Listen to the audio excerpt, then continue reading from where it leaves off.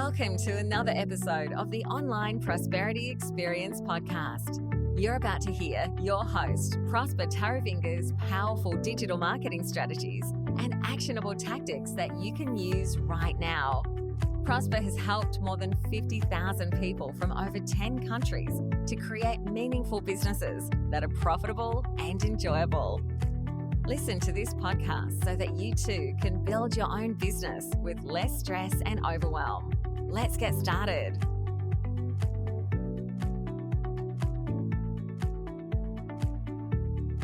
Let's face it, people are no longer listening. In this podcast, I'm going to attempt to give you the best ways to attract and hold online users' attention. And we all know that growing your business as a coach, consultant, or small business owner is very tough. You're cold calling potential clients and you're having them hang up in your face. And you're probably sending hundreds of emails without anyone giving you as much as a, hey, thank you for reaching out, or thanks for this information. And what then happens? We're wasting thousands of dollars on ad spend without even generating any qualified leads. And you know why? This is because people's attention spans have dwindled.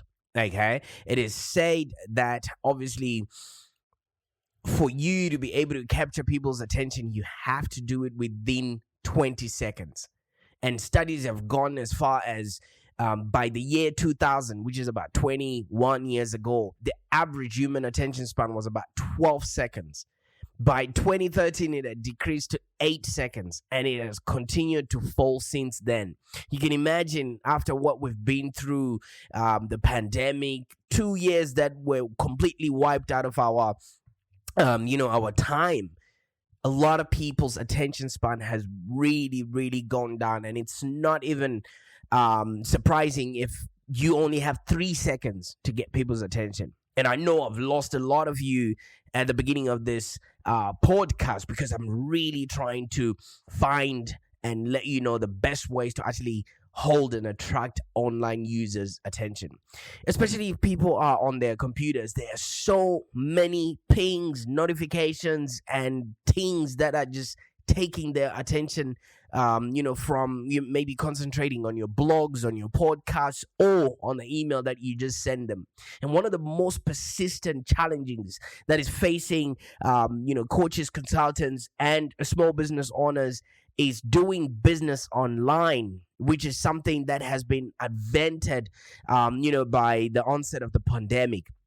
And how we can then attract that attention where we were used to shaking people's hands and maybe engaging them and actually delighting them in a few short seconds that they have our notice. I was in a call with a mortgage broker 2 weeks ago, because obviously at the beginning of the year, people like myself, and I'm supposing you, would sit down with your financial team to find out maybe what it is that you're going to be investing in, or where your investments stand, etc. And this time around, we had a new guy that was replacing our old guy who had moved on. The guy was boring as hell. I mean, obviously, talking about money and talking about investments is not really, really exciting, because it sort of exposes you as to how much money you are not making. So you, as a coach or consultant who's working in that space, you really want to make it as exciting as possible. So I was sitting across with my wife, and then I would have rather had somebody scratch my eyeballs than listen to what this guy was saying. It was just so boring, not a bond of entertainment that went through him. And we just sat through the conversation, and pretty much after that, he sent us an email, and I kid you not, it's been 3 weeks. I haven't even opened that email, just simply because I don't have the energy to go through. Because if the person is that boring in person, can you imagine what their emails are going to be like? All right. So you want to be mindful of how you're presenting to people, because most of the consultations that we are doing, or the trainings that we're going to be doing, are all going to be online.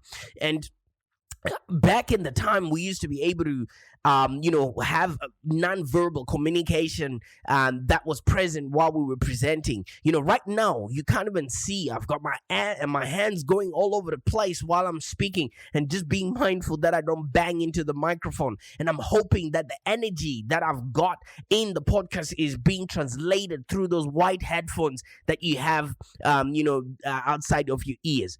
It has become so difficult for each and every one of us to express emotion and actually, exude or pass on the enthusiasm that we have in terms of our product, because that's all that selling is really, and passing off of an enthusiasm. So we can't do that now through the modalities of the internet. So we really, really have to put a bit of pizzazz in our presentation. All right? And we need to really hold and attract our users' online attention span. So like I was saying, in the year 2000, the average human attention span was about 12 seconds long, which was a bit okay. But by 2013, it had decreased to 8 seconds, and it has continued to fall ever since. And when you consider the average attention span of maybe a goldfish, which is about 9 seconds, this trend is hardly encouraging for people like yourself who are coaches, consultants, and small business owners, because we want people to be concentrating to be engaging with our content, to be actually seeing us as the likely product or service providers that they are looking for. And the reason why a lot of people are being attention span is dwindling. Obviously, maybe because I'm mincing my words and you're thinking to yourself, oh, should I be listening to this? But this is likely due to information overload. Everyone and anyone who's got a laptop and maybe a mobile phone and a microphone can be a content producer. We are now bombarded with information so much that people are now just trying to sift through whatever relevant content just to make sense of the world around them or of their online space. We are now bombarded with an ever-growing stream of information, and there are multiple platforms and channels, and we have actually evolved to help us process all this data even more quickly and painlessly. All right. So this is why we need to constantly make sure that people can recognize our brand, because the decision-making process is now just so instant. Okay. And, not a lot of people are wasting time on information, and they're not processing it like they used to before, like reading a manual for a microphone when it comes in. I don't think anybody does that anymore. And a lot of information has now actually become an annoyance, and there's now pollution because ads, radio, podcasts, everyone is just putting content out there, and our cognitive ability is now very limited, and we actually dislike using it on information that has no value. And what does this say about the content and the concept of you putting words out there? People get paid in direct proportion to the value that we bring to the marketplace. So consequently, our clients that we're going to be consulting to, training, passing on information, giving expertise, or doing Zoom meetings with, their brains are evolving to actually tune out information that is not relevant to them. So we need to make sure that we have identified our target market and we've clarified our message so that it's super, super easy for people to raise their hand and say, hey, I think this person is talking to us. Ever felt that sometimes it feels like no one wants to buy what you're selling, and when you actually rely on your business to pay rent and food on the table, it can actually put an enormous strain on emotions, and you're terrified of being or maybe giving up on your dreams, and maybe you'd have to return to a 9-to-5 job with your tail tucked between your legs if you can't bring in new clients, right? It is actually just really based on the fact that people are bombarded with visual diarrhea, with audio diarrhea, all this stuff that is being put out on the internet. They're perpetuated by the concept that content is king.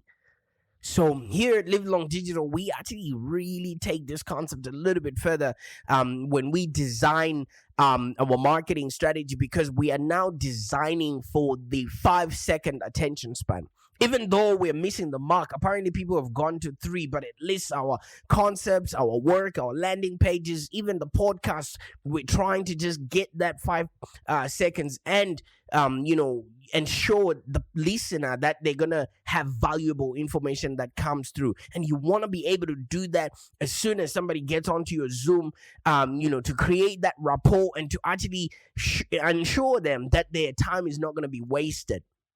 All right, because there are no signs that this trend is going to be going any way slower, because I've got kids. One of them just turned 3 and she's already an internet native. She knows her way around the internet, and she can't even not even spell her name. She doesn't even know what her name is. So the next generation that's coming up, I think it's going to be Gen Z. Their attention span is even shorter. How do they get information? Through TikTok. And TikTok is what? 5-second, 10-second videos. All right? So it really helps for you to future-proof your work or your business to ensure that you're going to be effective in gaining and retaining this attention span with your work, with the way you present yourself, or by actually just putting some pizzazz in your presentation.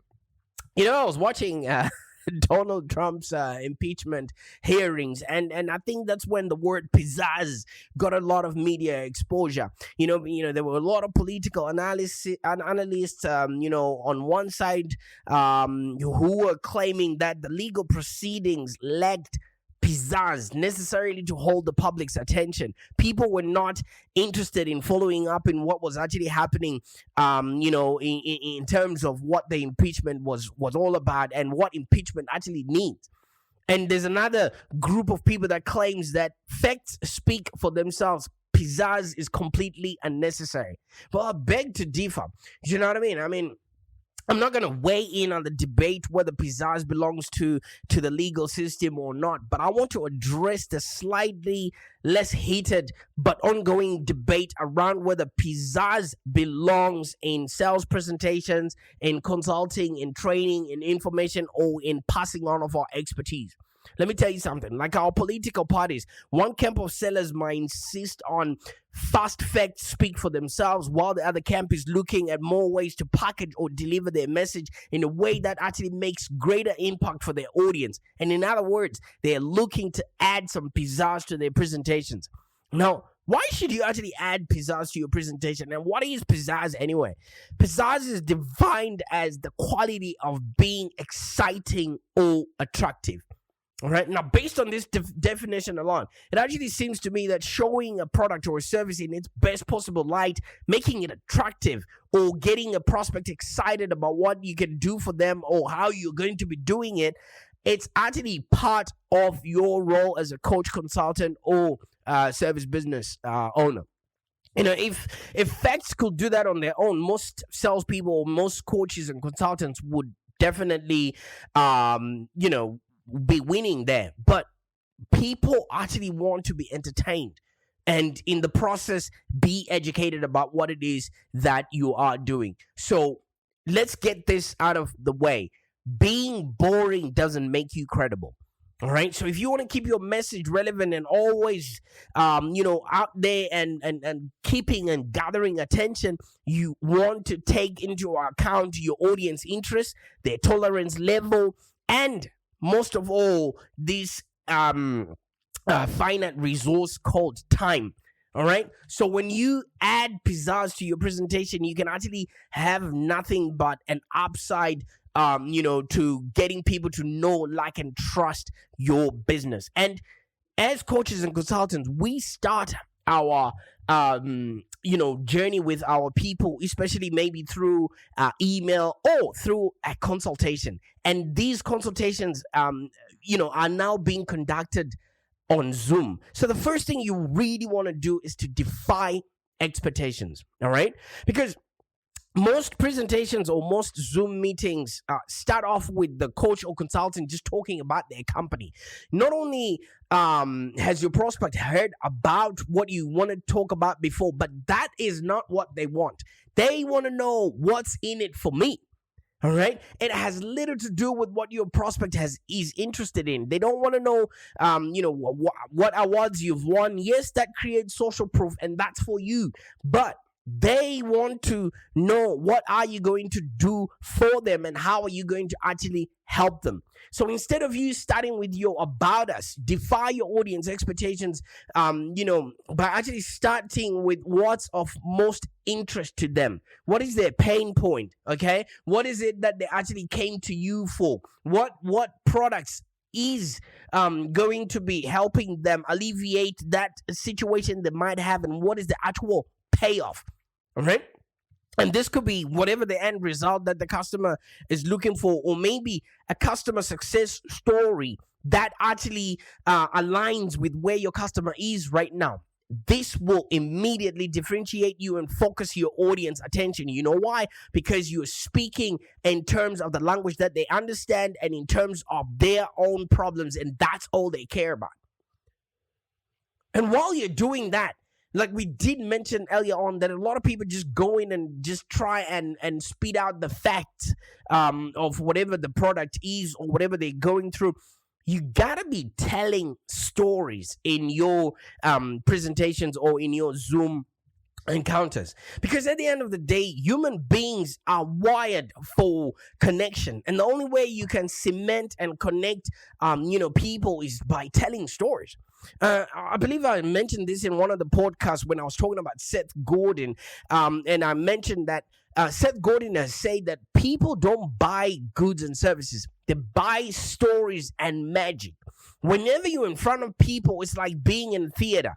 All right, you want to be performing. It is a performance, all in all. It's not just you sitting there and then just making sure that your time is not being wasted, because your customer is also thinking the same. So when you start telling stories, a story can bring your product or your solution to whatever the customer is going through. It brings it to life, and it actually helps your buyer connect with you at an emotional level. And because stories are much stickier than facts and figures, they're actually a very excellent way to actually make sure your message is remembered, if even longer than the buying journey has gone. And once you start telling stories, this is what people remember the most. And now you actually create ambassadors of your product, because that's what they're going to tell their friends and relatives when they're recommending you. They're not going to talk about all the facts and figures about NLP or accounting or what the government is doing. They're going to talk about stories on how other people have been helped using your solutions, etc. All right? Because at the end of the day, what people are seeking is a remedy to whatever they're going through. They're not seeking to find out, how your business got started. Of course, that's important, but at the end of the day, what's in it for them? In order for you to capture and retain, their attention span there. So when you understand how the human mind works and how to attract and hold the attention of the audience, you'll actually enable you to create better user experiences, and you can actually outperform the competition and most of all, please your users at the same time. Because if people are interested and people are engaged, that's when they make the purchasing decision. And you can actually empower them to keep getting access to the information that they need quickly from you, and make yourself approachable. Can you imagine? A lot of people are going through a lot of angst. I've actually heard or, come across people that have a problem communicating with people that don't have a mask on. This is a new complexities that are happening to people. So you want to make sure that whatever you are doing, you are putting your customer at ease at any transaction or at any presentation that you're going to be looking at them. And one thing that is also happening with Zoom is we don't have, eye contact or body language that people can read. All right. So A good way to actually think of gaining somebody's attention is to think of it as maybe like a currency.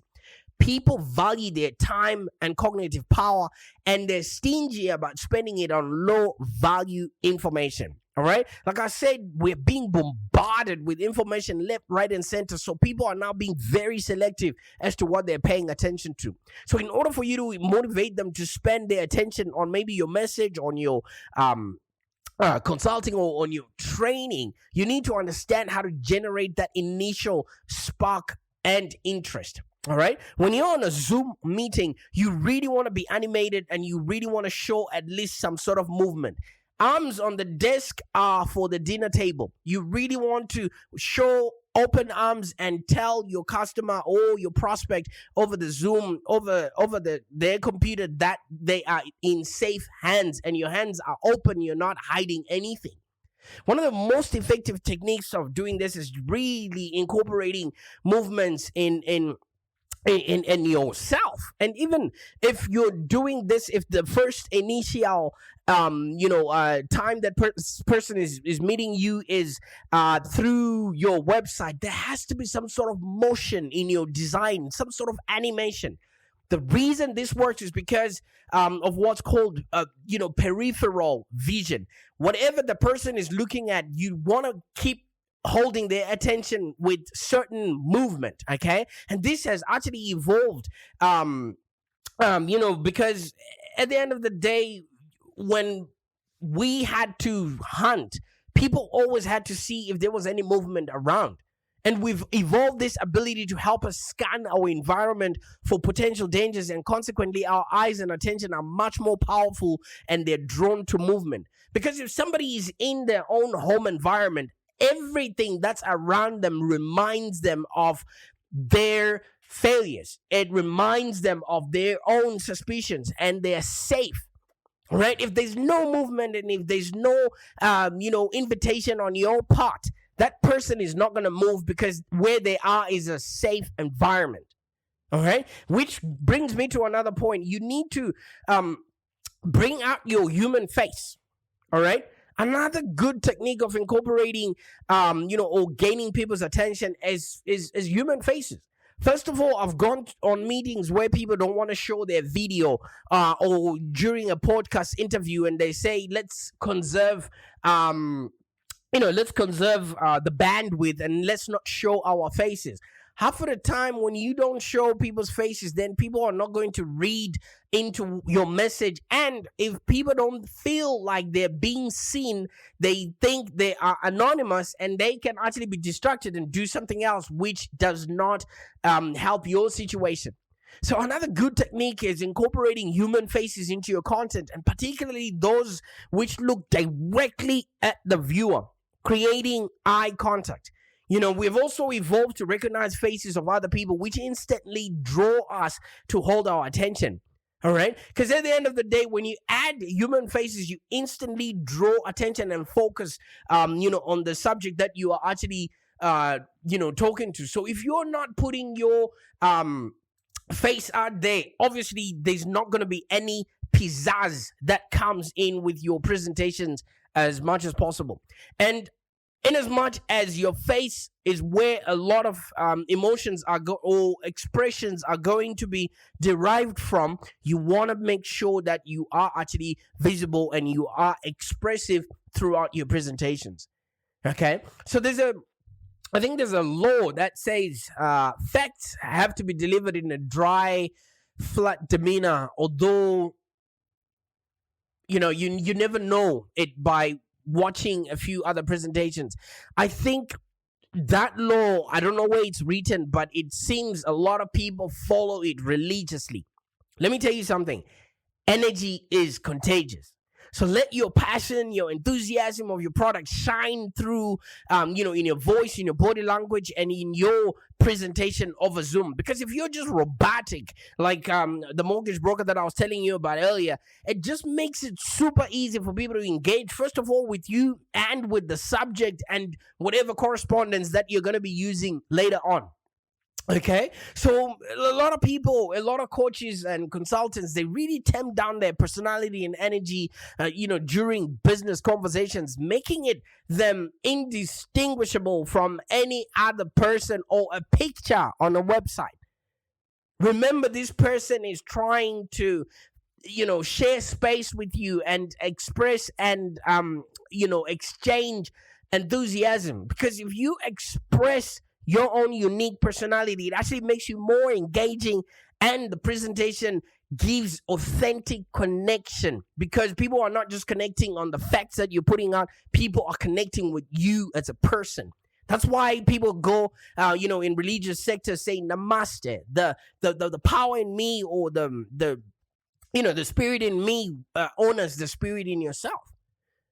So if you can't use your face, use props, because half of the time, your pen, or maybe you've got tools that you use in order to express your message out there, anything that can help you bring the attention towards the subject matter that you're talking about. I think when we were growing up, we used to have show and tell. So maybe you'd bring a favorite toy to school for show and tell. It's usually the first expression of using a prop, and it actually makes it easy for us to tell a story around certain subjects. Why didn't the teacher just have you tell a story without you having bring a prop to school? Because the teachers know that a verbal story alone won't hold the attention of a room full of children, especially if you don't have the confidence or the pizzazz to actually express that story in and of itself. So while your prospects might be a bit older and you're not doing show and tell, using a prop is still one of the most powerful ways to actually gain your audience attention and improve recall. All right. For example, I usually raise up my hand and tell people that, look at your fingers. No two fingers of the same height, of the same finger of the same height. I usually use this to explain that, no two businesses are the same, or no two customers are the same. You need to approach people at an individual level. And that sticks. It's a story in and of itself, and I'm using my hands as a prop. All right. So if you have a product that you need to be showcasing, just use it. Show people how it's actually going to help them. And listen, remember, being boring doesn't even make you credible at all. Even if you've got a great product or a service that provides value for your customers, a little pizzazz can actually keep your customers engaged, so that they can hear your message. And you can actually then start making an impact that they will live to remember. And the more people are excited enough, that's when they start taking action. So if you're not going to be, utilizing everything else that you have in order to gain the attraction of these people, it will be super, super, super difficult for you to actually convert, your customers and keep their, their attention. All right. Because whatever we're doing and whatever work that we're going to be putting out there, half of the time we need to consistently tap into the attention and really, really give value in order for people to make informed decisions. All right? Because if people are getting value, they can watch a 2-hour movie. But if there's no value, they cannot stand a 5-second presentation. I think it was Jerry Seinfeld, the comedian, who says there is no such thing as an attention span. There is only the quality of what they're viewing. And I think there's a bit of merit in there, because Jerry actually makes an important point here. Ultimately, success in holding anyone's attention is defined by the quality of your content, the quality of your presentation, and the quality of the experience the person is having. So if your content is interesting and it's valuable, and you're holding and engaging them, you're entertaining them, and you're actually providing positive benefit to your audience, they will actually spend much more time with it, and it will actually increase your credibility. Back in the time when we thought that being stiff was to be respected, people are now putting play into a lot of thing that they do, Have you ever noticed one thing that actually engages a lot of people's attention is music, right? And what makes music is instruments. And how do you make music from instruments? You play them, right? You just don't put facts out there. Play with your work. Play with your website. Just put play in everything that you're going to be doing, and you will increase the pizzazz that people would actually then start gaining attention, and really rewarding you with, patronizing your work. Because if you can't do or provide any of this, they won't want to be a part of whatever it is that you're doing. Because however, no matter how compelling or relevant your narrative, you may face difficulties in getting enough people to fully absorb whatever it is that you're saying if you're not going to spark any attraction or interest in your messaging in the first place. So you better be putting a bit of pizzazz in the work or in the presentations that you're putting out there in order for you to have a business that's profitable and enjoyable. And I want you to remember this. Being boring doesn't make you more credible. Bye for now.